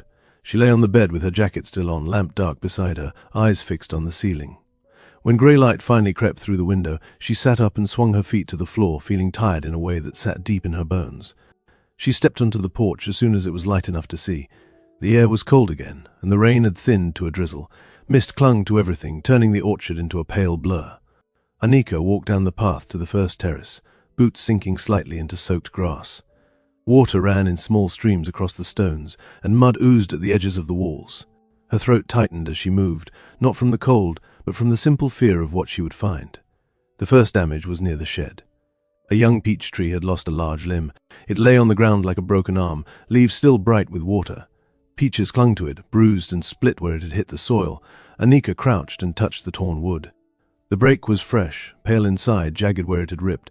She swallowed hard and stood. On the second terrace, the cracked limb she had tied had snapped anyway. The twine hung loose, soaked and dark. The limb had fallen into the grass and dragged smaller branches with it. Leaves were scattered everywhere, stuck to the ground like wet paper. Several peaches had been smashed into the soil, their flesh spread like bright wounds. Anika stared at the mess until her eyes stung. She kept moving, climbing the slippery steps between terraces with careful feet. On the third terrace, a whole section of stone wall had slumped. Not fully collapsed, but bowed outward, stones shifted and leaning. Mud poured through the gaps in slow, thick lines. Anika pressed her hand to the stones and felt them move under pressure. She pulled her hand back as if the wall had burned her. Farther up, near the forest edge, the fence line had taken a beating. Several posts leaned at sharp angles. The wire sagged low enough to touch grass in places. The metal strips were twisted and clumped together, some torn free and hanging by a single knot. They clinked weakly when wind brushed them, like teeth chattering. Anika walked the line and saw where a post had snapped clean at the base. The broken end was pale, splintered. She lifted the post and let it fall back into mud, feeling the weight of it drag down her arm. She looked toward the canopy and saw scars on trunks where branches had scraped, leaving long raw lines in the bark. In one tree, a fresh split ran down the trunk like a dark seam. In another, a limb had torn away and left a wide-open wound that would never fully close. The orchard looked battered, not destroyed, but hurt. The sight hit Anika with a dull heaviness that made her knees feel weak. She sank onto a stone step and sat with her elbows on her knees, head bowed. Rain dampened her hair. Her breath came shallow and tight. The orchard smelled of broken fruit and wet wood. She could hear water rushing in the channel below, louder than it should have been, and the sound made her feel as if the land itself was slipping away from her. A part of her wanted to run back inside, close the door, and pretend she had never come. Another part wanted to start working at once, to push stones back into place, to tie branches, to straighten posts, to fix it all before the day grew older. That urge was sharp, almost painful. It came with the same old fear that if she did not act fast, she would prove she was useless again. She forced herself to look around slowly instead of jumping up. The terraces were still there. Most walls still held. Most trees still stood. Leaves would grow back. Peaches would fall and rot and feed the soil. Even the broken limb near the shed lay with its fruit still attached, bright against the mud. Life had not ended. It had been bruised. Anika stood and walked farther up, toward the forest edge. The line of peaches she had placed before the storm was gone, washed away or crushed into mud. The grass there was flattened, bent in one direction. Bamboo leaves were torn and scattered. Anika searched the canopy with tired eyes, looking for a flash of russet fur. She saw nothing. She listened for any small movement beyond rain and wind. Nothing answered. Her stomach tightened again. She did not know if the panda had sheltered safely or if it had been hurt. The not knowing sat on her chest like a stone. She rubbed her palms together, as if she could scrape away worry through friction. When she turned back toward the house, the orchard looked larger than it had yesterday, not because it had grown, but because she felt smaller in it. She walked down the terraces slowly, picking her steps through mud and fallen branches. At the porch, she wiped her boots and stepped inside, leaving wet prints anyway. She stood in the middle of the room, listening to rain on the roof, and felt her throat tighten until it hurt. The orchard needed her hands. It also needed her to not break herself trying to prove something. She closed her eyes and breathed in the damp, earthy air. When she opened them again, she did not feel ready. She felt only the steady fact that morning had come, damage and all, and she was still here to face it. Chapter 12. A long day of repair. Anika stepped out at first light with her tools already in her hands and the smell of rain still thick in the air. The orchard lay quiet under a pale sky, but the quiet was uneven, broken by small sounds of dripping water, creaking wood, and stones settling after the storm. Her boots sank into soft ground as she crossed the porch, and she did not pull them free with impatience the way she might have before. She simply adjusted her weight and kept moving. She walked straight to the young tree by the shed where the large limb had snapped. The broken branch lay on the grass like a fallen beam, leaves slick and bright, peaches bruised but still heavy. Annika knelt, brushed mud from the torn wood, and set to work trimming away smaller pieces that could not be saved. She did not hurry. She cut clean lines where she could, then dragged the heavier section aside so it would not rot against the trunk. Her hands grew wet and sticky, but she did not wipe them until she finished. When she stood, her back ached, yet the tree looked steadier, less wounded in a way that could be seen from across the terrace. She moved next to the cracked limb she had tied before the storm. The twine hung loose and dark, and the branch itself had split farther, sagging toward the ground. Annika climbed halfway up the trunk, careful with each step, and wrapped new twine around the limb where the wood was still strong. She pulled it snug, not tight, and fastened it to a sturdy branch above. Her fingers worked slowly, feeling the grain of the rope, remembering the simple lesson her grandmother had shown her years ago. Too tight it bites, too loose it slips. She tied the knot just firm enough to share the weight, then climbed down and looked up. The limb still drooped, but it no longer looked ready to tear away. She nodded once and went on. By mid-morning, the sun had burned through the last of the mist, and heat began to rise from the soaked terraces. Annika cleared the water channel again, this time finding whole clumps of leaves packed into the narrow bends. She scooped them out by hand, letting cold water run over her wrists, then smoothed the mud along the edges so the flow would stay inside its path. She followed the channel down 3 terraces, checking each turn, listening to the thin rush of water that now sounded steadier than before. When she straightened, sweat clung to her temples, but the sound of moving water felt like a small success that did not demand applause. She crossed to the stone wall that had bowed outward. Stones lay half loose, muddy and heavy. Annika crouched and pushed them back one by one, fitting smaller rocks into gaps the way someone might piece together a simple puzzle. Her arms trembled after a while, yet she kept at it, pausing only when her hands slipped on slick surfaces. She did not expect the wall to look new. She only wanted it to stand, to breathe with the slope instead of sliding away from it. When she finished, the wall still leaned, but it leaned less, and that was enough for the moment. In the early afternoon, she noticed movement above her. She looked up and saw the russet panda sitting on a thick branch of the border tree, tail hanging down like a bright coil. It watched her with calm eyes as she worked. It did not come closer, and it did not retreat.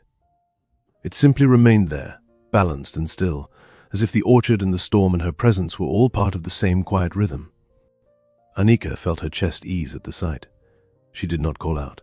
She did not stop what she was doing. She simply glanced up now and then, aware of the small, steady weight of its gaze. She carried broken branches to a pile near the shed, stacking them so they could dry and be used later for fire. She gathered smashed peaches into a basket and set them aside where ants and beetles could finish what the storm had begun. She straightened bent fence posts by digging new holes beside the old ones and bracing them with rocks. The metal strips hung twisted and dull, and she bent a few back into shape without trying to make them perfect. Each task flowed into the next, her body moving with a slow certainty that did not need sharp thought. As the hours passed, the orchard's sounds softened. The drip of water became less urgent. The creak of wounded branches eased. Even the wind felt gentler as it passed through leaves that were no longer weighed down with rain. Annika worked without looking at the sky, yet she knew when afternoon slipped toward evening by the way light stretched across the terraces. Her muscles burned, but the burn felt honest, not frantic. At one point she paused beneath the heavy one tree and leaned against its trunk, letting her forehead rest on the rough bark. She closed her eyes for a few breaths and listened. Above her, the panda shifted slightly, claws brushing wood, then settled again. She could feel, more than hear, the steady life of the orchard moving around her, insects humming, birds calling from the forest, water slipping along its narrow path. The labor no longer felt like a fight against damage. It felt like tending to a living body that had been hurt and needed time to heal. Near sunset, she returned to the second terrace and repaired the last torn section of fence, tying loose wire back to a post with clean knots. She did not hang new strips. She simply made the line whole again, enough that it marked a border without shouting. When she stepped back, the fence looked worn, but it looked standing, and that mattered. She climbed the steps to the porch slowly, basket in one hand, tools in the other. Her arms trembled with fatigue, and her boots left muddy prints across the boards. She set everything down and turned once more toward the orchard. The panda still sat in the canopy, tail draped over the branch, watching as if the day's quiet work had been a thing worth observing. The sky above glowed pale gold, and the terraces caught that light in small, gentle gleams. Anika did not feel proud. She did not feel triumphant. She felt steady, like someone who had walked a long distance and reached a place where breath came easier. The orchard was not whole. The storm had left its marks. Yet the slope held, the trees stood, the water ran, and life moved above and below the ground as it always had. She stepped inside as dusk settled, leaving the door open behind her so the cool air could drift through. Outside, leaves whispered, bamboo clicked, and somewhere high in the branches a russet shape shifted its weight. Anika sat at the small table with her hands resting flat on the wood and let the quiet of the repaired day settle into her bones. Chapter 13. Dusk Beneath the Trees. Anika did not place the peaches in the morning that day. She had been too tired, too sore, and the orchard had needed her hands for other things. She had spent the early hours hauling broken limbs, clearing mud, and steadying stones that wanted to slide. By afternoon, her arms felt like they belonged to someone else. She ate only enough to keep moving. When she finally stopped, the sun was already lowering toward the ridge, and the light in the orchard had turned soft and slanted, warm against wet bark. She stood on the porch with a basket of peaches at her feet and looked toward the forest edge. The storm had scrubbed the terraces clean in some places and made a mess in others. The line she usually made had washed away days ago, and she had not rebuilt it since. Still, she had gathered fruit during her repairs and set aside the bruised ones, the ones too soft for keeping but still sweet. She picked up one peach and turned it in her hands, feeling its weight and the slight give beneath the skin. The scent rose up, bright and clean, and it tugged at a memory of her grandmother slicing fruit at this same porch table, knife moving in a smooth, calm rhythm. Anika walked down to the lower terraces and began to place the peaches along the forest edge again. She did it at sunset instead of dawn, not as a plan, but because evening was the first time she had been able to slow down. She moved carefully across damp grass, setting each fruit down with both hands. She followed the curve of the border, placing peaches where bamboo leaned close and where the ground dipped into shade. She left more space between them than usual, as if offering less and asking for nothing. When she finished, the row of peaches glowed faintly in the last light, small warm shapes against dark grass. She did not go back to her stone wall. She stayed near the edge of the orchard, but not on the line itself. She chose a spot beneath a sturdy tree where she could stand with her back against the trunk. Her knees were sore from the day's work, and she welcomed the support. She folded her arms and looked out across the terraces, letting her eyes rest where they wanted. The orchard held a quiet that felt earned, not empty. Water still moved in the channel, softer now. Leaves hung still, then shifted gently when the breeze came down from the ridge. She waited without forcing it. The sky dimmed slowly, turning from gold to pale grey. The first stars did not show yet, but the ridgeline sharpened against the fading light. Anika felt the day's fatigue in every joint. She had a thought, brief and simple, that tomorrow she might wake and find new damage, new work, new reasons to doubt herself. The thought did not sting the way it used to. It simply passed through her like wind through leaves. A soft rustle came from above. Not loud, not sudden, just a shift in the canopy that was too steady to be a bird. Anika lifted her gaze and saw the russet panda moving along a high limb near the border tree. Its fur caught the last light and looked almost bright against the dark leaves. It paused, head turning, nose lifting to taste the air. Anika kept still. She did not raise her hands. She did not step forward. She let her body become part of the tree she leaned on, quiet and present. The panda moved again, slower than it had in the mornings. It crossed from the border tree into the orchard canopy, then stopped on a thick branch above the line of peaches. It sat there for a long moment, tail draped down, ears flicking as if it were listening to the whole slope. Anika could see the careful way it held itself, ready to climb higher if anything shifted the wrong way. It was not relaxed in the way a pet might be relaxed. It was simply not afraid enough to flee. Anika felt her breath slow. She watched the panda's pause as it began to climb down. It moved in small stages, testing each hold, stopping often. Its claws gripped wet bark without slipping. When it reached the ground, it paused and looked around. Its dark eyes found Anika almost at once. They held her for a heartbeat, steady and unreadable. Anika did not look away. She did not step closer. She simply let the moment exist as it was, with space between them that was not cold, only real. The panda turned toward the peaches and walked along the line.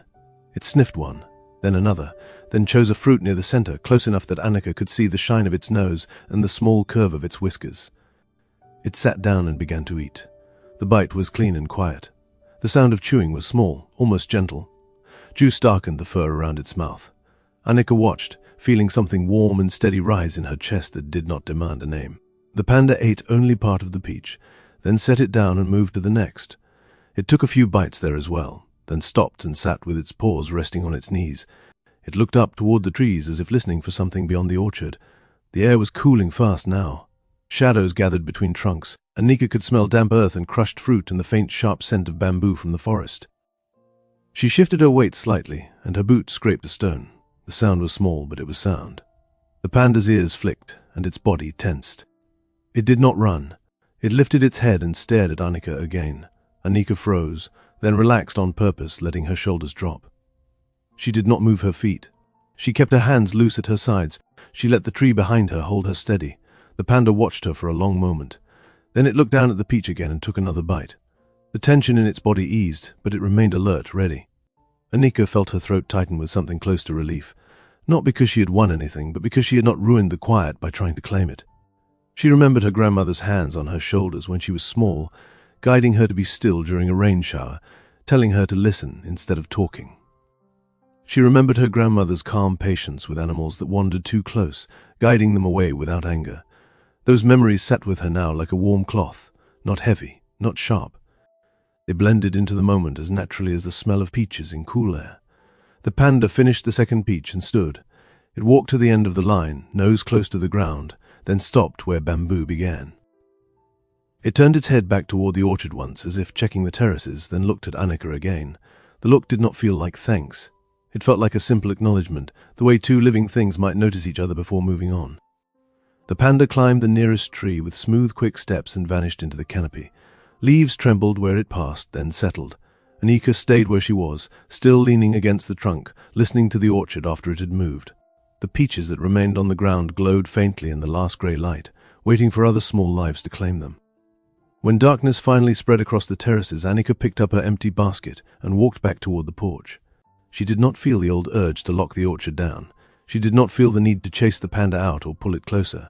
She felt only a quiet steadiness, the kind that comes when you accept that care can mean leaving space and showing up again. Chapter 14. A different kind of keeping. Annika woke the next morning with the image of the panda still clear in her mind. Not the panic from the trap day, not the anger from the first bites, but the calm moment at dusk when it had sat near the peaches and eaten without fear. The memory felt steady, like a stone you can rest your hand on. She made tea and drank it slowly, watching the terraces brighten as the sun rose. The orchard looked bruised from the storm, yet it also looked alive, full of small motion and quiet sound. A bird hopped along the porch rail and pecked at a crumb. Water slid through the channel with a thin, faithful voice. On the table beside her cup lay a folded paper with her uncle's handwriting. He had left it in the chest with the ledger, tucked between shawls. It was a simple note about money and decisions. We should sell before it gets worse. We can't keep paying for repairs. Talk soon. The words were plain, but they pressed on Annika's chest as if they were heavy stones. She carried the paper outside and sat on the porch step with it in her hands. In the distance, the village roofs caught morning light. A thin line of smoke rose from one chimney. The forest beyond the fence looked deep and still, bamboo leaves clicking softly when wind passed through.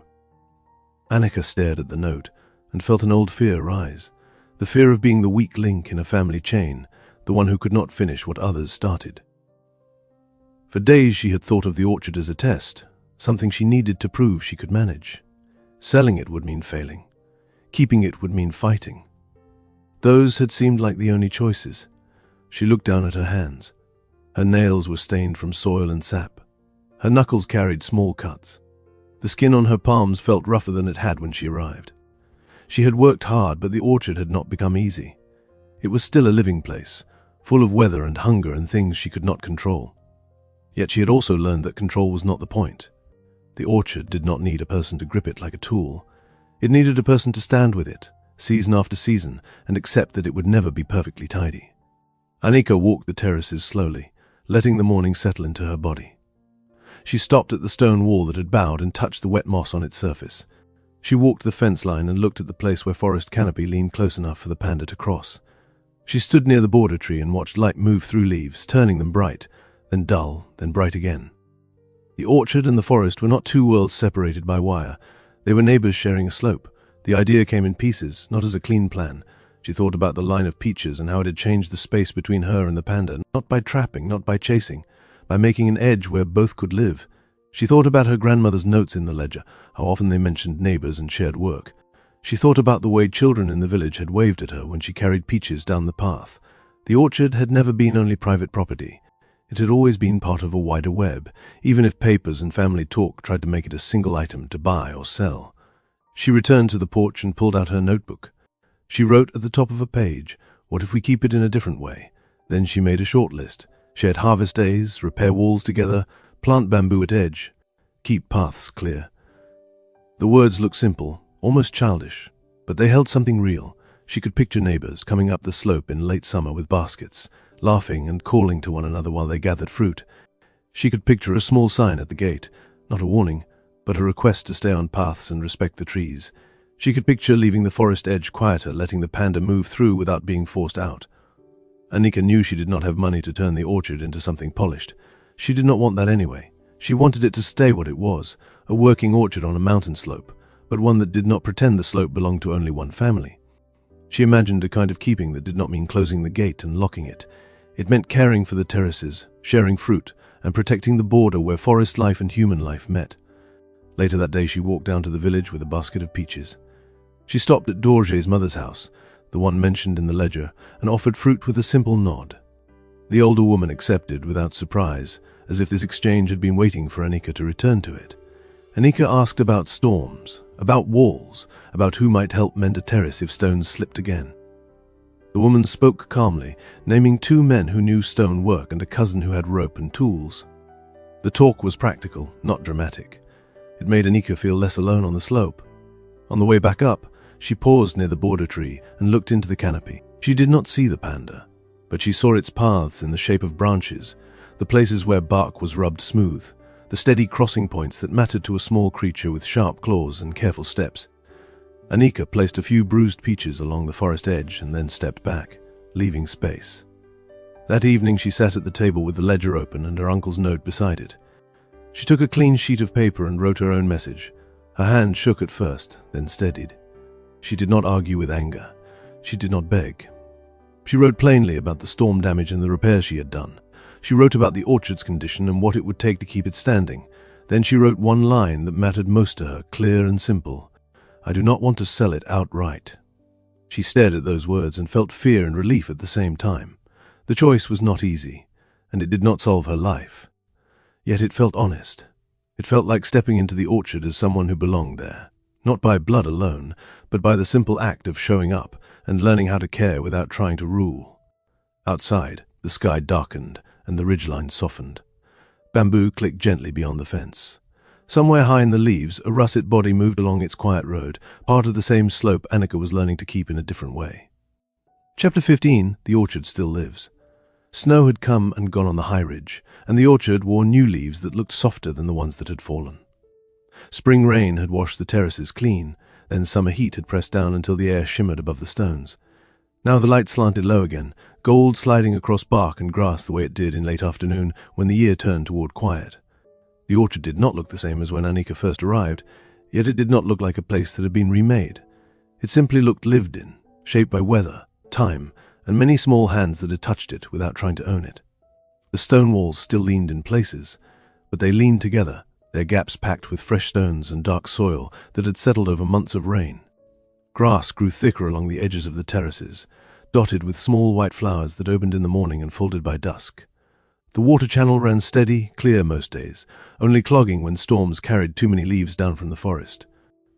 When that happened, Anika cleared it without hurry, humming low as she worked, the sound moving with the water instead of fighting it. The fence line had not been replaced. Some posts stood straighter than before, braced with rocks and fresh earth, while others still tilted the way old bones do. The metal strips were fewer now, only a few left where they had once rattled in a long row. They clinked softly when wind passed through, but the sound felt more like a bell marking time than a warning meant to keep life out. Beyond the wire, bamboo leaves clicked in their own steady rhythm, and the forest rose dark and patient against the slope. Anika moved through the orchard with a calm that had grown so slowly she could not name the day it arrived. She carried a basket on her hip and wore her scarf loose around her neck, even in warm weather, a habit she had kept from those first cold mornings. Her hands knew the trees now. She could tell by touch which branch needed support, which trunk would split if weight pressed it wrong, which fruit was ready and which would soften by tomorrow. She worked without lists most days, only short notes in her notebook when something needed remembering. Neighbors came up the path in late summer, 2 men with stone tools and a woman who knew how to pack earth tight around shifting walls. They laughed as they worked, voices echoing across terraces, and Anika handed out peaches in baskets the way her grandmother once had. Children ran along the stone steps, careful enough not to slip, chasing one another beneath branches that arched like low roofs. When they grew too loud, Anika simply watched, not scolding, trusting the orchard to hold them the way it held everything else. The line of fallen peaches had become part of the place. Some mornings Anika set it carefully along the forest edge, placing fruit with both hands as she had learned to do. Other days she left only a few peaches, or none at all, trusting that the orchard already carried more than enough for every mouth that moved through it. Ants and beetles claimed their share. Birds darted down from branches and flew off with bright pieces in their beaks. The ground drank what was left and fed the roots that kept the slope standing. Above it all, the russet panda moved along its high roads as if the storm and the trap and the months between had never happened. It crossed from the border tree into the orchard canopy in the same steady way, pausing, listening, then stepping forward with calm certainty. It favored the same strong limbs, avoided the same cracked branches, and followed routes that Anika could trace in her mind without looking up. Sometimes it came at dawn, fur catching pale light. Sometimes it arrived near dusk, a warm shape slipping through deepening shadow. It never came when the orchard felt crowded with people, but it always returned when the slope grew quiet again. Anika did not watch it the way she once had. Notebook balanced on her knees, breath held tight. She noticed it instead, the way you notice a neighbor passing by on a familiar path. When she glanced up and caught a flash of russet fur, she did not freeze or rush. She simply marked the moment with a small nod of her head and went back to her work. The panda did not seek her out, and she did not try to draw it closer. Between them lay a clear space that felt steady rather than empty.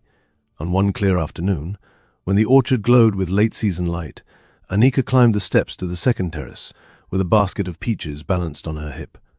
She stopped beneath the heavy one tree and reached up to twist free a fruit that had ripened overnight. Juice beaded on her fingers when she set it in the basket. She bent to gather a few that had fallen, placing them gently on the grass near the forest edge where the line would form later. Above her, a branch dipped slightly. She did not look at first. She knew the sound of leaves moving in that slow, careful way. The panda sat on a limb not far above her head, tail draped like a bright coil, eyes calm and dark. It held a peach in its paws, turning it slowly before biting. Juice gleamed on its muzzle. Anika kept her hands moving, picking fruit, brushing dirt from skins, setting aside the softest ones for the ground. The two of them shared that small patch of orchard without tension, without need for signal or explanation. Wind slid down the ridge and passed through leaves with a soft rush. Water murmured along the channel below. Somewhere beyond the fence, bamboo clicked in its steady language. Anika stepped back from the tree and wiped her palms on her pants, then lifted her basket and began walking toward the porch. She did not hurry. Her steps fell in a rhythm that matched the slope, steady and sure. Above, the panda shifted its weight, then climbed higher and moved along the canopy road that crossed the orchard like an invisible bridge. It passed from tree to tree, tail swaying, paws finding holds that had been used many times before. Leaves trembled in its wake, then settled into stillness again. Anika set the basket on the porch and turned once more toward the terraces. Light lay warm across stone walls and tree trunks. Grass shimmered where water had dried. The orchard breathed in the way living places do, not loud, not dramatic, simply present. She leaned against the porch rail and watched without thinking. Work would come again tomorrow. Storms would return in their season. Walls would need mending. Fruit would fall. The panda would move through its high paths whether she was there or not. All of it would continue, not because she controlled it, but because it was alive. As the sun dipped behind the ridge, Anika stepped down from the porch and walked back into the orchard with slow, careful steps. Her hands reached for a loose stone here, a bent twig there, small acts of tending that fit the fading light. High above, a russet shape glided along the canopy, part of the same quiet rhythm that carried water, wind, and leaves across the slope. Thank you for watching. If you enjoyed, please hit the like and subscribe button. And if you have any suggestions for stories you would like, comment them below.